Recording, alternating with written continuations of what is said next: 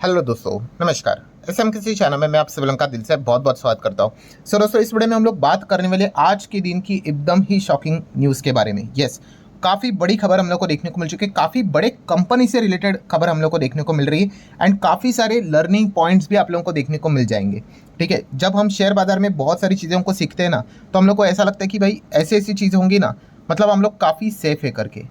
ठीक है, तो ऐसा बिल्कुल भी नहीं। मैंने काफ़ी बार आपको कहा है कि शेयर बाजार में अगर आप ये समझ रहे हो कि रिस्क जीरो है करके, तो आप गलत हो। ठीक है, रिस्क कम हो सकती है बट रिस्क कभी भी जीरो हो नहीं सकती है। और ये इसी वीडियो में आप लोगों को एक अच्छा लर्निंग पॉइंट आप लोगों को सीखने को और देखने को यहाँ पे मिलने वाला है। ठीक है, तो चलिए सारी चीज़ों को आराम से स्टेप बाय स्टेप यहाँ पे कवर हम लोग करने वाले हैं। सो आप सभी लोगों को, जैसे मैंने कहा कि शेयर बाजार में सबसे इंपॉर्टेंट चीज़ क्या होती है, कोई भी कंपनी अगर एकदम लेफ्ट टू राइट उसका चार्ट पैटर्न ऊपर भागते ही जा रहा है एंड वो टिकते जा रहा है। ठीक है, ऐसा नहीं कि बस तेज़ी देख ली और नीचे आ गया करके, उस चार्ट पैटर्न की मैं बात नहीं कर रहा, मैं ऐसे अच्छे वाले चार्ट पैटर्न की बात कर रहा हूँ। तो ये दर्शाता है कि भाई उस कंपनी का बिजनेस एकदम फर्स्ट क्लास है, कंपनी अच्छा बिजनेस कर रही है, अच्छा कमाई यहाँ पे कर रही है। ठीक है, अच्छा रेवेन्यू जनरेट कर रही है।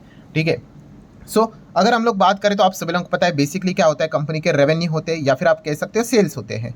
ठीक है, उसमें क्या होता है, इतना कमाने करने के लिए कंपनी को खर्चा करना पड़ता है, वो माइनस करते तो हमें क्या मिलता है, प्रॉफिट मिलता है या फिर लॉस मिलता है। ठीक है, सो किसी भी कंपनी के लिए सबसे इंपॉर्टेंट चीज़ क्या होती है, तो दोस्तों वो होती है रेवेन्यू। यस, रेवेन्यू की बात कर ले, सेल्स की बात कर ले, जिसको हम लोग टॉप लाइन भी बोलते हैं। ठीक है, ये होता है टॉप लाइन। अगर ये खराब हुआ, अगर कंपनी का रेवेन्यू और सेल ही ड्रॉप हो गया, तो आप समझ लेना कि जो बॉटम लाइन भी है, प्रॉफिट के भी नीचे आ जाता है अर्निंग्स, ईपीएस। ठीक है, तो वो भी नीचे आने के चांसेस 99% बढ़ जाते हैं। ठीक है, सो बताने का मकसद क्या है कि अगर किसी कंपनी का सेल्स रेवेन्यू अगर खराब हो जाता है तो कंपनी का ओवरऑल परफॉर्मेंस खराब हो सकता है, बिजनेस खराब हो सकता है। ठीक है, एंड अगर देखा गया दोस्तों कि किसी भी कंपनी का रेवेन्यू की अगर बात कर ले, सेल्स की बात कर ले, ये बढ़ता कैसे है, बहुत ही सिंपल है भाई। कंपनी को ऑर्डर्स मिलते जाएंगे, कंपनी का ऑर्डर बुक स्ट्रांग होते चला जाएगा, तो रेवेन्यू धीमे धीमे करके रिकॉग्नाइज होते चला जाएगा, एग्जीक्यूट होते चला जाएगा एंड कंपनी धीमे धीमे करके ग्रो होते चली जाएगी। सो जितने ज़्यादा अच्छे ऑर्डर मिलेंगे उतना कंपनी अच्छा करेगी, अच्छे कॉन्ट्रैक्ट्स होंगे, अच्छे डील होंगे, एग्रीमेंट होंगे, तो कंपनी अच्छा करेगी। बट अगर कंपनी को अगर ऑर्डर ही ना मिले तो दिक्कत होगी कि नहीं, मतलब ऑर्डर ना मिलना मतलब कंपनी का बिजनेस ही ठप पड़ने के बराबर है, बंद पड़ने के बराबर है। ठीक है, ये किसी भी कंपनी के लिए बहुत बड़ा नाइटमेयर साबित हो सकता है।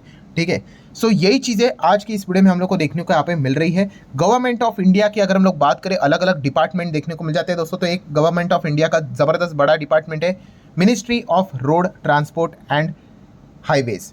ठीक है, इसको अगर हिंदी की अगर हम लोग बात करें तो इसको बोला जाता है सड़क परिवहन एवं राजमार्ग मंत्रालय करके। ठीक है, सो ये जो डिपार्टमेंट है दोस्तों, इन्होंने एक बहुत बड़ा झटका एक कंपनी को दिया है। कैसे, उन्होंने सीधा एक कंपनी को बैन कर दिया है।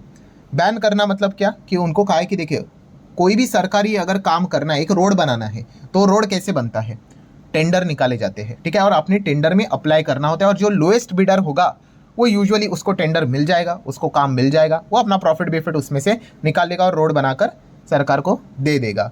ठीक है, सो जो टेंडर में अप्लाई करने अगर जाओगे तो उसी के लिए ही हम अगर कहें तो यहाँ पे खुद एक मिनिस्ट्री ने यहाँ पे क्या कर दिया, एक कंपनी को सीधा सीधा बैन किया है। कितने टाइम के लिए, 1 साल के लिए।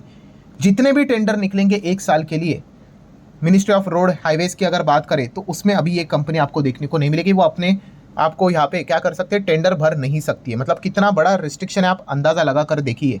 ठीक है, मैं सिर्फ इसी एक डिपार्टमेंट की बात कर रहा हूँ, वो बाकी डिपार्टमेंट में चाहे तो वहाँ पे टेंडर में अप्लाई कर सकते हैं।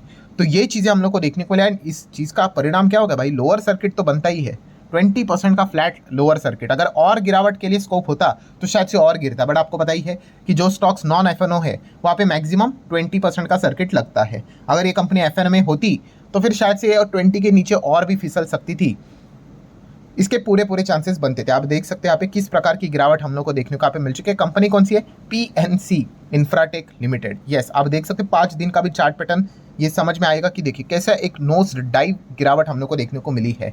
ठीक है, सो ऐसा क्या हो गया भाई कि सीधा मतलब बैन ही करना यहाँ पे पड़ गया सरकार को। तो सारी चीज़ों को हम लोग अच्छी तरीके से डिटेल में समझने की कोशिश ज़रूर करेंगे।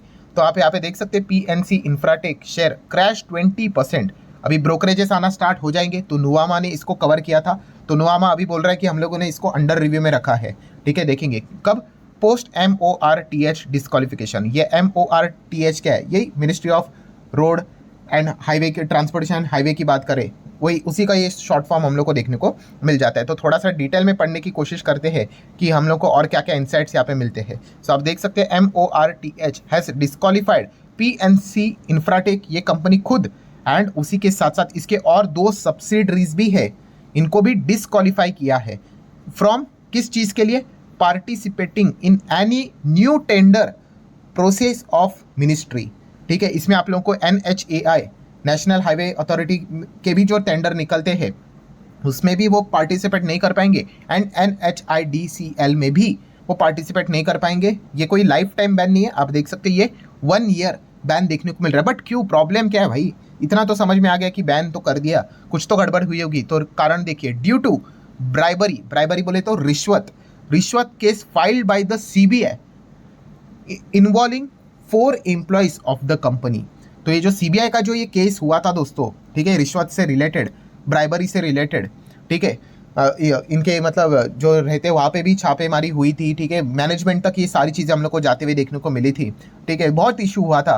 तो इसी चीज़ को पकड़कर मिनिस्ट्री यहाँ पे क्या बोल रही है कि 1 साल के लिए हम आपको यहाँ पे परमिट नहीं कर सकते, आप टेंडर निकलेगा तो आपकी कंपनी और आपके जो 2 सब्सिडरीज है उनको हम लोग अलाउ नहीं कर सकते। अभी ऑब्वियसली मैनेजमेंट का भी भाई पक्ष होगा, मैनेजमेंट को भी बहुत सारे सवाल पूछे जाएंगे कि आपके पुराने कॉन्ट्रैक्ट्स का क्या, ठीक है, एंड आगे अगर देखा गया भाई, हम देश में रहते हैं, आपके पास कुछ कानूनी ये भी होता है, आपका भी हक है भाई, आप इसको लीगली फाइट भी कर सकते हैं। तो इससे रिलेटेड कंपनी ने क्या क्लैरिफिकेशन दिया है, तो सारी चीज़ों को समझते हैं। तो सबसे पहले कंपनी ने कुछ पॉइंट सामने रखे हैं, ठीक है। सबसे पहले उन्होंने बोला है कि ऑन गोइंग डेवलपमेंट वाले जो भी कॉन्ट्रैक्ट है, कंस्ट्रक्शन है, ठीक है, जो भी उनके O&M एक्टिविटीज़ देखने को यहाँ पे मिल रहे हैं, ठीक है, वो यहाँ पे एज इट इज़ कंटिन्यू होने वाले, उसके ऊपर कोई भी इम्पैक्ट होने वाला है नहीं। मतलब पुराने जो कॉन्ट्रैक्ट इनको मिले हैं ना, वो स्मूथली यहाँ पे चलेंगे, वहाँ से कोई भी इनका विड्रॉवल होने वाला है नहीं।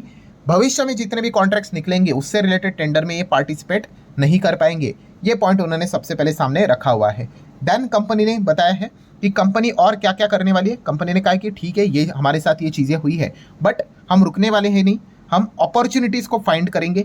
और भी other central and state government authorities है, वहाँ पे भी देखा गया तो इंफ्रास्ट्रक्चर से रिलेटेड काम होते हैं, वहाँ पे हम लोग क्या करेंगे, ज़रूर टेंडर को अप्लाई करेंगे एंड ज़्यादा से ज़्यादा कॉन्ट्रैक्ट जीतने की कोशिश करेंगे। तो ये भी चीज़ें उन्होंने सामने रखी हुई है। देन कंपनी ने ये भी बोला है कि फिलहाल नो डाउट कि स्टॉक के ऊपर हम लोग को प्रेशर ज़रूर देखने को मिलेगा। शॉर्ट रेंज की अगर बात करें तो जिस प्रकार के ऑर्डर्स यहाँ पे मिनिस्ट्री ने यहाँ पे निकाले हैं, तो उसी से रिलेटेड हम लोग को इम्पैक्ट वो साफ साफ देखने को यहाँ पे मिल रहा है। देन अगर हम लोग यहाँ पे बात करें दोस्तों, तो कंपनी ने ये भी कहा है, कंपनी मतलब PNC इंफ्राटेक ने, कि अभी वो यहाँ पे क्या कर रहे हैं, दिल्ली हाई कोर्ट में भी इस ऑर्डर को चैलेंज करने जा रहे हैं।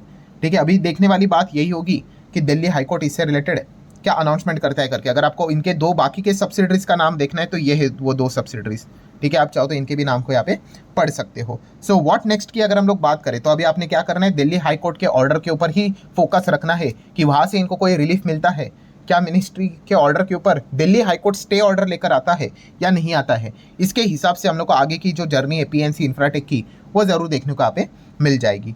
ठीक है, सो इसी एक न्यूज़ के चलते आज के दिन ये स्टॉक ज़बरदस्त गिरते हुए देखने को यहाँ पे मिल गया है। कंपनी की अगर हम लोग बात करें, 1999 में कंपनी स्टार्ट यहाँ पे हुई थी, ठीक है, लगभग 9,500 करोड़ का मार्केट कैप देखने को मिल रहा है। कंपनी किस सेगमेंट में काम करती है, इंफ्रास्ट्रक्चर, डेवलपर, कंस्ट्रक्शन, इस इंडस्ट्री में काम यहाँ पे करते हैं, जहाँ पे आप बाकी के प्लेयर देख सकते हैं, RVNL है, IRB इंफ्रा है, इरकॉन इंटरनेशनल है, GR इंफ्रा है, ठीक है, उसी में आप लोगों को HG इंफ्रा भी हमारा जो स्टडी हम करते हैं, PNC इंफ्रा है, यही उसी कंपनी की हम बात कर रहे हैं। And what about companies earning, तो अगर हम PNL की बात कर ले कंपनी का, ठीक है, इंफ्रा में तो काफ़ी फ्लक्चुएशंस होते हैं, 3 का EPS, 2.5 का EPS, ऑलमोस्ट 3.25, 4.5, 8, 8.25, फिर 4, 9, 10, 13, 12 ऐसा करते, अभी सेकेंड डिजिट 2 डिजिट में आके 20, 25, 35, 50, मतलब ठीक है, अभी तो EPS जिस हिसाब से देखने को मिल रहा है, मतलब कंपनी का chart pattern definitely top level पे देखने को यहाँ पे मिल जाएगा। देन अगर हम लोग बात करें what about share holding pattern, तो शेयर होल्डिंग पैटर्न 56% प्रमोटर है,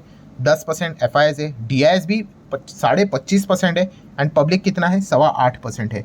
मतलब ऐसी बात नहीं कि यहाँ पे कोई इंस्टीट्यूशंस नहीं है ना तो प्रमोटर है करके, यहाँ पे भी अगर हम लोग देखेंगे तो आप देख सकते हैं यहाँ पर भी हम लोगों को PDF ज़्यादा देखने को मिल रहा है, प्रमोटर, FIS, DIS भी है। ठीक है, तो ये हम लोगों के लिए एक बहुत बड़ा लर्निंग पॉइंट भी मिल जाता है, ठीक है। जब भी मैं पीडीएफ स्ट्रैटेजी से रिलेटेड बात करता हूँ, कुछ ना कुछ लोग कमेंट भी करते हैं सर ऐसी कंपनीज बेस्ट रहेंगी जहाँ पे ज़्यादा प्रमोटर एफआईएस डीआईजे करके। हाँ ठीक रहेंगी, बट इसकी कोई ये गारंटी नहीं है भाई कि सब कुछ ही एकदम चंगा रहेगा करके। भाई होने के लिए कभी भी कुछ भी हो सकता है, ठीक है। शेयर बाजार में ये मैंने काफ़ी बार बोला है, शेयर बाजार में बीटा कभी भी जीरो होता नहीं है। बीटा मतलब रिस्क, ठीक है। तो ये इसका एक बेस्ट एग्जांपल हम लोग को देखने को यहाँ पे मिल रहा है। तो इस पॉइंट को भी नोट करके चलना। अभी देख लेते पीएनसी इंफ्रास्टेक।